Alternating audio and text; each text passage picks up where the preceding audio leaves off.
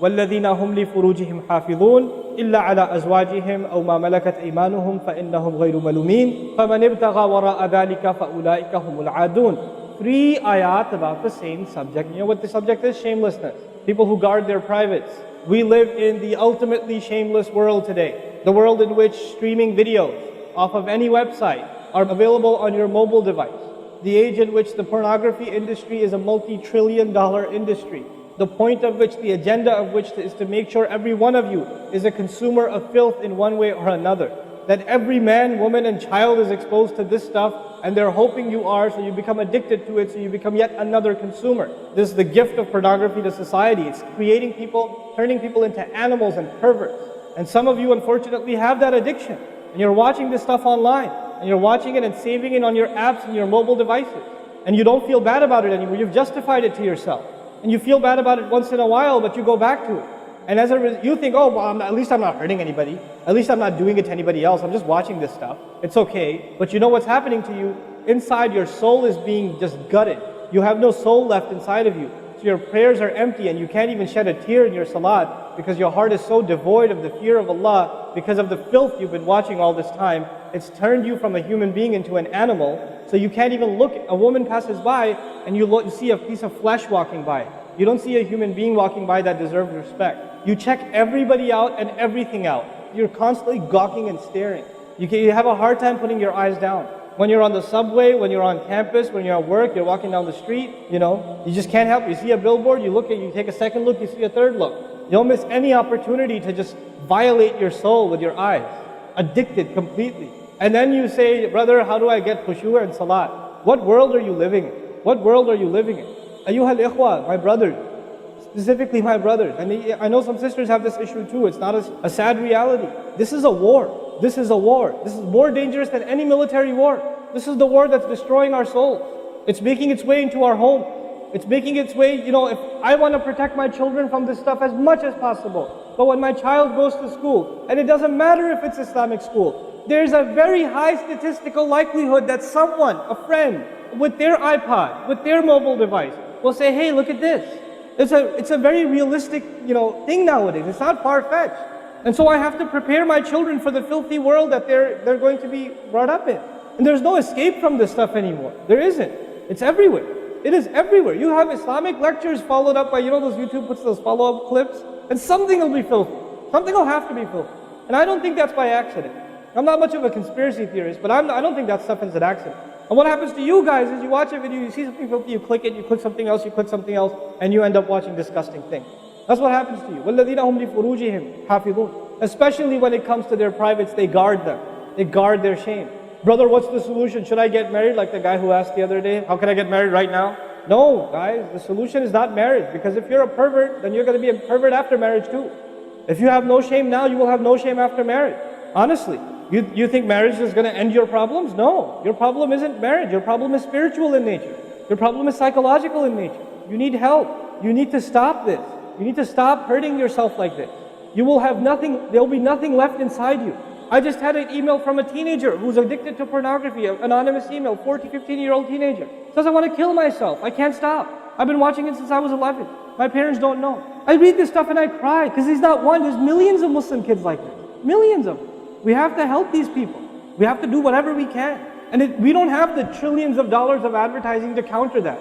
We don't. And it's not realistic for me to say Facebook, YouTube, Twitter, internet, it's all haram. It's not realistic because it's a reality. It's as common as oxygen now. The only thing we can do is have a mature conversation about this and teach our youth to deal with this and navigate this and not fall into it. The elders that are here, stop watching Indian movies, man.